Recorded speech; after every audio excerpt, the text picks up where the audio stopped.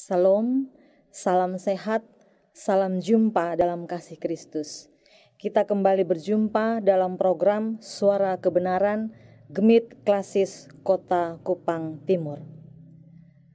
Bapak Mama, bersaudara sekalian, sebelum kita merenungkan firman Tuhan, mari kita berdoa. Bapa di sorga, Bapa yang kami muliakan, puji dan syukur senantiasa kami panjatkan ke hadapan hadirat-Mu, karena pimpinan dan penyertaan Tuhan, juga anugerah kesehatan yang senantiasa Tuhan berikan dalam kehidupan kami. Bapa, pada saat ini kami akan membaca dan merenungkan firman Tuhan. Menolong kami agar kami dapat memahami maksud Tuhan melalui firman Tuhan. Terlebih Tuhan memberikan kemampuan bagi kami untuk kami dapat melakukannya di sisa hidup kami. Terima kasih banyak Bapa, hanya di dalam nama anak-Mu Yesus Kristus kami sambut firman-Mu. Amin. Pembacaan firman Tuhan saya pilih dari Kejadian 45 ayat 1 hingga ayatnya yang ke-15. Saya akan membacakannya untuk kita semua. Yusuf memperkenalkan dirinya kepada saudara-saudaranya. Ketika itu Yusuf tidak dapat menahan diri hatinya lagi di depan semua orang yang berdiri di dekatnya. Lalu berserulah ia, "Suruhlah keluar semua orang dari sini." Maka tidak ada seorang pun yang tinggal di situ bersama-sama Yusuf ketika ia memperkenalkan dirinya kepada saudara-saudaranya. Setelah itu menangislah ia keras-keras, sehingga kedengaran kepada orang Mesir dan kepada seisi istana Firaun. Dan Yusuf berkata kepada saudara-saudaranya, "Akulah Yusuf. Masih hidupkah Bapa?" Tetapi saudara-saudaranya tidak dapat menjawabnya, sebab mereka takut dan gemetar menghadapi dia. Lalu kata Yusuf kepada saudara-saudaranya itu, "Marilah dekat-dekat." Maka mendekatlah mereka. Katanya lagi, "Akulah Yusuf, saudaramu, yang kamu jual ke Mesir. Tetapi sekarang, janganlah bersusah hati dan janganlah menyesali diri karena kamu menjual aku ke sini. Sebab untuk memelihara kehidupanlah Allah menyuruh aku mendahului kamu. Karena telah 2 tahun ada kelaparan dalam negeri ini, dan selama 5 tahun lagi orang tidak akan membajak atau menuai. Maka Allah telah menyuruh aku mendahului kamu untuk menjamin kelanjutan keturunanmu di bumi ini dan untuk memelihara hidupmu, sehingga sebagian besar daripadamu tertolong. Jadi bukanlah kamu yang menyuruh aku ke sini, tetapi Allah. Dialah yang telah menempatkan aku sebagai bapa bagi Firaun dan tuan atas seluruh istananya dan sebagai kuasa atas seluruh tanah Mesir. Segeralah kamu kembali kepada Bapa dan katakanlah kepadanya, beginilah kata Yusuf anakmu, Allah telah menempatkan aku sebagai tuan atas seluruh Mesir. Datanglah mendapatkan aku, janganlah tunggu-tunggu. Engkau akan tinggal di tanah Goshen dan akan dekat kepadaku. Engkau serta anak dan cucumu, kambing domba dan lembu sapimu, dan segala milikmu. Di sanalah aku memelihara engkau, sebab kelaparan ini masih ada 5 tahun lagi, supaya engkau jangan jatuh miskin bersama seisi rumahmu dan semua orang yang ikut serta dengan engkau. Dan kamu telah melihat dengan mata sendiri, dan saudaraku Benyamin juga, bahwa mulutku sendiri mengatakannya kepadamu.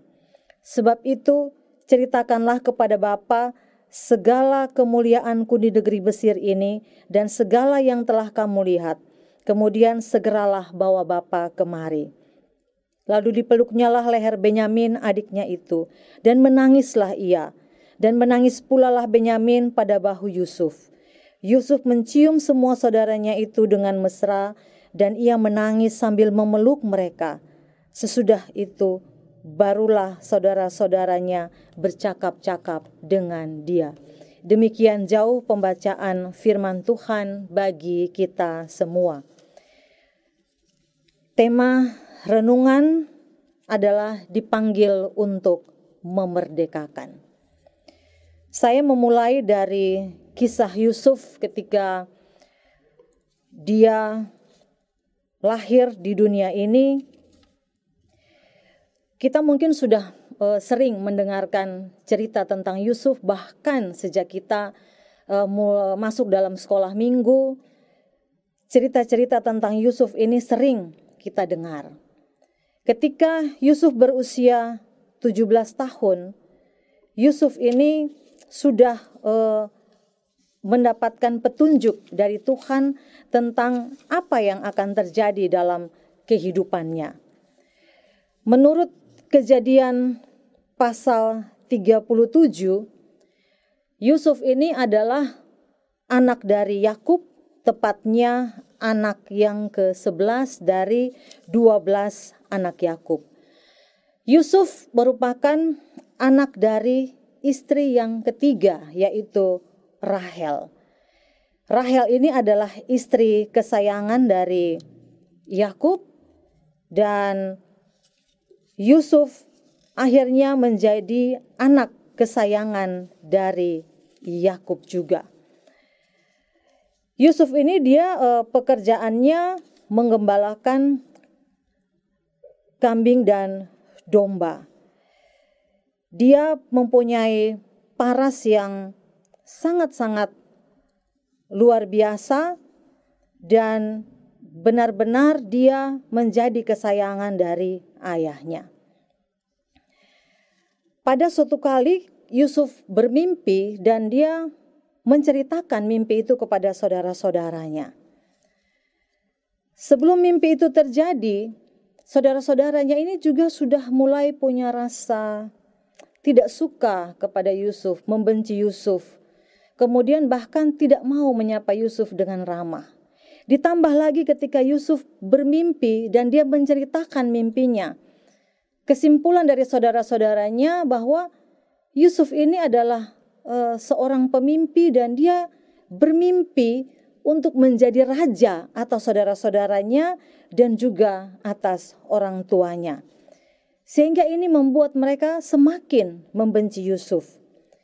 Sehingga pada suatu saat saudara-saudaranya ingin membunuh Yusuf. Mereka membawa Yusuf pergi jauh, kemudian mereka mau membunuh dia. Tapi ada satu saudara mereka yang bernama Ruben tidak ingin membunuh Yusuf. Dia ingin menyelamatkan Yusuf sehingga dia bilang, cukup lemparkan saja dia ke dalam sumur. Dia ingin agar Yusuf selamat. Kemudian ada seorang saudaranya lagi yang bernama Yehuda. Dia mengusulkan untuk menjual Yusuf kepada orang-orang Ismail, orang-orang Midian. Akhirnya mereka bersepakat untuk menjual Yusuf dengan harga 20 shikal perak. 20 shikal perak ini kalau sekarang setara dengan 86.513,58 rupiah. Sangat-sangat kecil jumlahnya, sangat-sangat murah Yusuf dijual kepada orang-orang Midian ini. Kemudian ketika mereka akan pulang, mereka membunuh seekor kambing, kemudian mencelupkan jubah Yusuf, dan itu ditunjukkan kepada ayahnya Yakub sebagai bukti bahwa Yusuf ini sudah meninggal. Ketika Yakub melihat jubah yang berlumuran darah ini, dia menjadi sedih hatinya karena anak kesayangannya sudah tidak ada. Dia berkesimpulan bahwa Yusuf telah mati dimakan oleh binatang buas. Kalau kita baca secara utuh pasal 37 dari kitab Kejadian, maka kita dapat menyimpulkan perlakuan saudara-saudara Yusuf terhadap Yusuf. Yang pertama, mereka membenci Yusuf. Kemudian mereka tidak mau menyapa Yusuf dengan ramah. Mereka iri hati kepada Yusuf. Kemudian mereka berniat untuk membunuh Yusuf. Yang berikut, pada akhirnya mereka melemparkan Yusuf ke dalam sumur. Dan yang terakhir, mereka menjual Yusuf kepada orang-orang Ismail atau saudagar-saudagar dari Midian. Kemudian oleh mereka Yusuf dibawa ke Mesir. Kembali ke bacaan kita tadi di pasalnya yang 45, kalau kita membaca secara cermat, teladan apa yang diberikan oleh Yusuf ketika ia dipanggil untuk memerdekakan. Sangat jelas bahwa ada maksud Tuhan untuk Yusuf ini dijual oleh saudara-saudaranya. Menurut saya bahwa ada dua hal atau dua teladan yang diberikan oleh Yusuf kepada kita. Yang pertama, Yusuf tidak dendam. Ketika saudara-saudaranya datang ke Mesir untuk membeli makanan, Yusuf mengenali mereka. Dia menerima mereka. Dia tidak menolak mereka. Kalau kita sebagai Yusuf, apakah kita bisa menerima saudara-saudara kandung kita yang telah menyakiti kita? Kemudian saudara-saudaranya ini, meskipun Yusuf bersikap baik terhadap mereka, bisa menerima mereka, ada ketakutan di dalam hati mereka. Mereka takut Yusuf akan membalaskan dendamnya, apalagi saat itu Yusuf adalah seorang penguasa. Ketakutan itu ada di dalam hati mereka. Mereka berpikir bahwa mungkin saja Yusuf akan membalaskan dendam kepada mereka.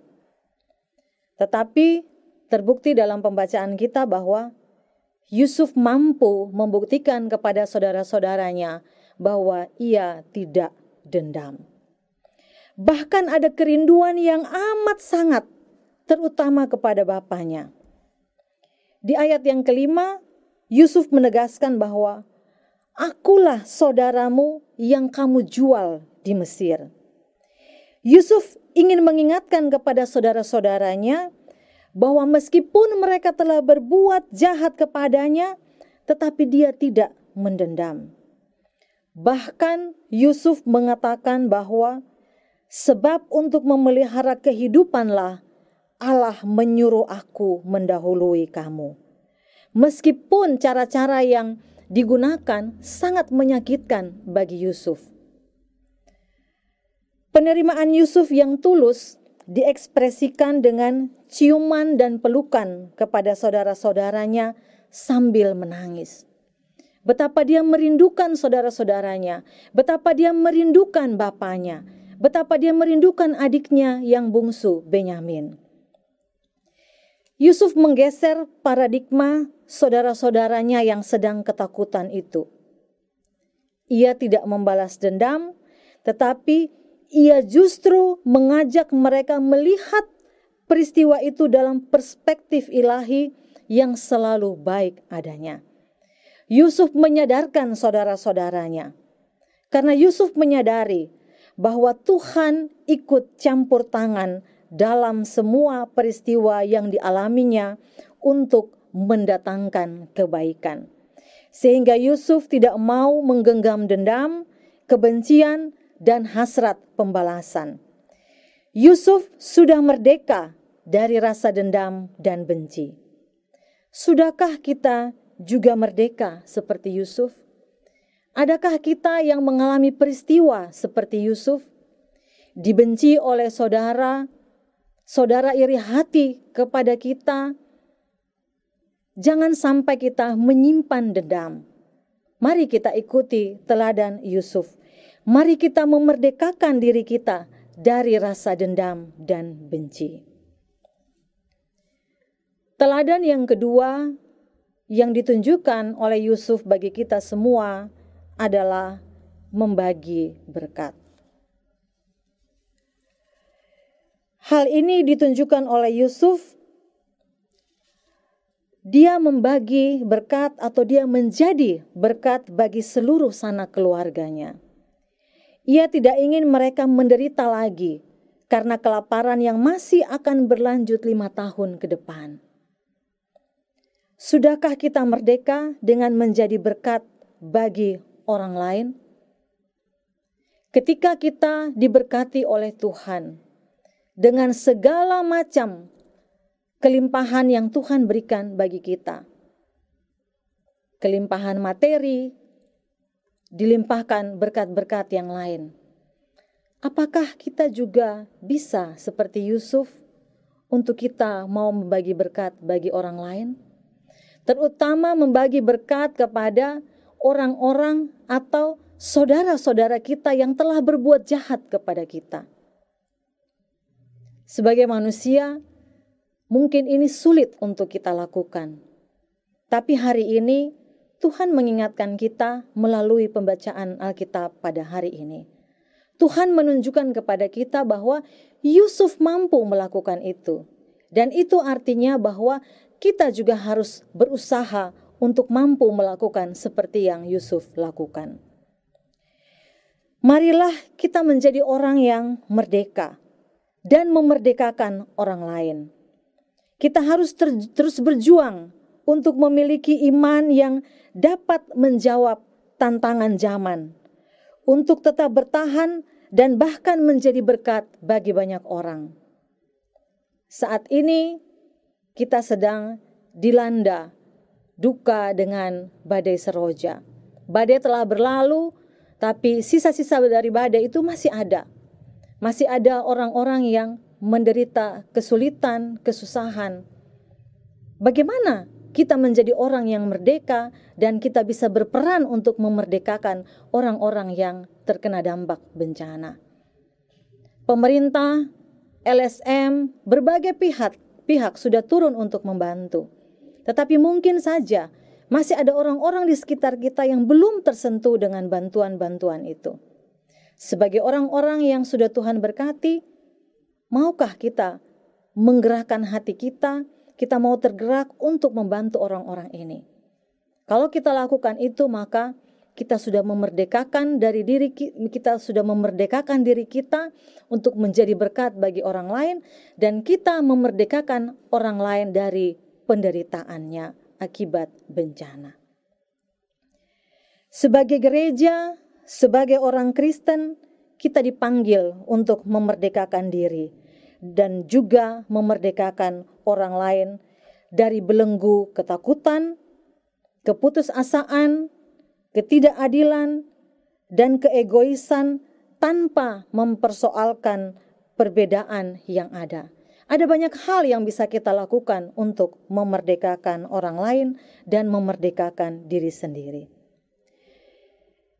Ketika kita semakin mengenal Allah dan kehendak-Nya dan tidak memaksakan kehendak kita, maka kepekaan kita semakin diasah, sehingga kita dapat mengisi hidup sehari-hari dengan menjadi berkat bagi sesama.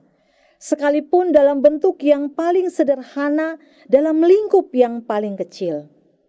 Hal yang paling sederhana ini adalah misalnya dengan kita memberikan perhatian, dengan kita mendoakan orang-orang yang ada di dekat kita. Melalui renungan hari ini, kita diingatkan akan panggilannya untuk memerdekakan sesama. Saya tegaskan sekali lagi bahwa ini artinya kita berbuat sesuatu untuk orang lain juga merdeka. Merdeka dari belenggu kehidupan yang menguasai dan membatasi pernyataan kasih, kebenaran, dan keadilan dari Tuhan dalam hidup bermasyarakat dan berjemaat. Kalau kita masih memperhitungkan untung rugi ketika kita membantu orang lain, maka kita belum merdeka. Dan orang lain belum dimerdekakan akibat ulah kita. Dimanapun Tuhan menempatkan kita, sesungguhnya di sana ada panggilan untuk memerdekakan sesama di sekitar kita. Kiranya panggilan ini dapat kita respon dengan benar di hadapan Tuhan dengan membuka diri untuk menjadi umat-Nya yang selalu mau memahami dan melakukan kehendak Tuhan. Amin. Kita akan mengakhiri renungan pada saat ini dan kita akan akhiri dengan doa. Mari kita berdoa.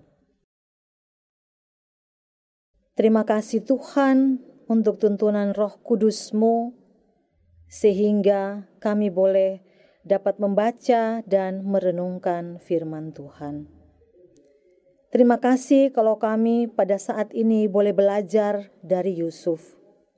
Tuhan mengingatkan kami untuk kami tidak menjadi pribadi yang menyimpan dendam. Tuhan juga mengajarkan kepada kami untuk kami boleh menjadi saluran berkat. Biarlah teladan Yusuf ini boleh membekas dalam hidup kami, dan selalu kami lakukan itu di dalam setiap tarikan nafas hidup kami. Menolong kami Tuhan, agar kami boleh sungguh-sungguh menjadi pribadi yang merdeka dari rasa dendam.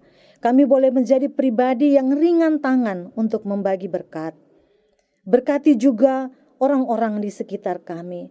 Menolong kami, menolong mereka, agar mereka juga boleh merdeka dari penderitaan yang mereka alami. Dan biarlah kami boleh menjadi alat untuk memerdekakan mereka. Bapa di sorga, saat ini kami juga ingin berdoa, membawa syafaat kami ke dalam tangan kasih Tuhan. Tuhan tahu seperti apa kondisi kami sekarang. COVID mulai meningkat. Efek dari badai seroja juga masih ada di dalam umat-Mu. Bapa di sorga, kami berdoa, memohon kemurahan Tuhan, sekiranya kami boleh dilindungi dari COVID-19. Menolong kami Tuhan, agar kami taat dengan protokol kesehatan dimanapun kami berada, sehingga kami boleh dimerdekakan dari COVID-19. Kami juga berdoa Tuhan, agar ada berkat-berkat yang boleh menyentuh orang-orang yang membutuhkan, teristimewa jemaat-jemaat-Mu yang ada di Gemit, yang saat ini masih bergumul akibat badai seroja, sehingga mereka harus kehilangan tempat tinggal. Ada juga orang-orang yang harus ditinggal orang-orang terkasih akibat badai ini. Tuhan, jadilah penghibur bagi mereka. Jadikanlah kami juga untuk menjadi orang yang dapat mendukung mereka, memerdekakan mereka dari semua duka yang mereka alami. Bapa di sorga, kami juga berdoa bagi pelayanan hamba-hamba Tuhan yang berada di seluruh klasis kota Kupang Timur. Mulai dari ketua majelis klasis, sekretaris, bendahara, seluruh anggota, dan juga semua jemaat-jemaat yang ada di klasis kota Kupang Timur. Mulai dari MJH sampai dengan seluruh presbiter di dalam menjalani tugas dan tanggung jawab pelayanan. Berikan kami kekuatan, berikan kami kemampuan untuk kami dapat melakukan semua tugas pelayanan kami, sehingga apa yang kami lakukan menjadi persembahan yang berbau harum di hadapan Tuhan. Inilah kami Tuhan, kami menyerahkan seluruh hidup kami ke dalam tangan kasih Tuhan. Terima kasih banyak Bapa. Inilah doa kami, inilah syukur kami yang kami naikkan hanya di dalam nama anak-Mu Yesus Kristus, Tuhan dan Juru Selamat kami. Amin. Bapa, Mama, Saudara yang dikasihi oleh Tuhan Yesus Kristus, selamat memulai hari ini dalam tuntunan Roh Kudus. Salam sehat, Tuhan Yesus memberkati kita semua. Amin.